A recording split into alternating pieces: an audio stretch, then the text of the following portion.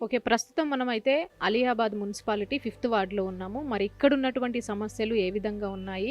ఈ fifth ward నుంచి BJP తరపున మేడం నిల్చుంటున్నారు. ఇక్కడున్న సమస్యలేంటి? ఆమె గెలుస్తే ఎటువంటి హామీలిస్తారు? అనేది ఆమె మాటల్లోనే తెలుసుకుందాం. మేడం నమస్తే మేడం. నమస్తే అండి. మీ పేరండి? నా పేరు కే మాలతి అండి. మాలతి గారు. అవును. ఓకే. అంటే 5థ్ వార్డ్ నుంచి పోటీ చేస్తున్నారా? 5th వార్డ్ నుంచి బీజేపీ అభ్యర్థిగా నేను పోటీ చేస్తున్నాను. ఆ! ఇక్కడ మాకు స్థానికంగా నేను లాస్ట్ 5 ఇయర్స్ ఉప సర్పంచ్గా చేశాను ఈ విలేజ్కి. ఓకే. ఇప్పుడు ఫస్ట్ టైం మా అలియాబాద్ నుంచి మున్సిపల్ అయింది కాబట్టి 5th వార్డ్ నుంచి మళ్ళీ నేను ఎలక్ట్ అవ్వబోతున్నాను. ఓకే. అప్పుడు వర్క్ చేసాము. ఇంకా ఇన్కంప్లీట్ వర్క్స్ ఏమైతే ఉన్నాయో రోడ్స్, మాకు కొన్ని వార్డులలో రోడ్స్ లేవు సరిగ్గా, ఆ రోడ్స్ చేయడం జరుగుతుంది. ప్లస్ మాకు డ్రైనేజీ సమస్యలు ఉన్నాయి, కొన్ని దగ్గర అవుట్పుట్లు అవి లేవు. అదొకటి నేను హామీ ఇస్తున్నాను.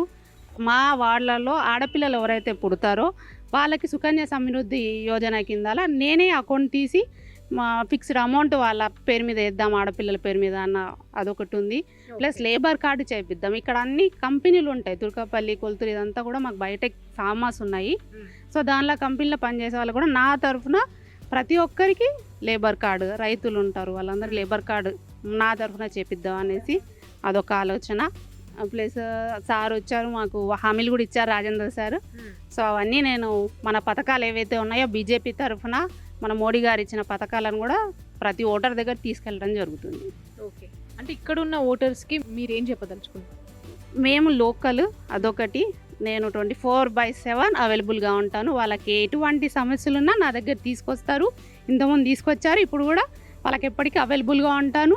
రోడ్స్ అనేది కాదు, వాళ్ళ ఏమైతే ఇష్యూస్ ఉన్నాయో అవన్నీ చెప్పడం జరుగుతుంది. నీటి సమస్య ఇప్పుడు మా దగ్గర మిషన్ భాగీరథ, ఇప్పుడు సమ్మర్ వచ్చిందనే మనకు షార్టేజ్ అవుతుంది వాటర్. దానికోసం బోర్లు, అండర్లైన్ నుంచి పైప్ లైన్స్ ఇంటింటికి ఇవ్వడం మా వార్డులో చేయడం జరుగుతుంది. ఆల్రెడీ చేసాము, ఇంకా చేస్తున్నాము. ఓకే.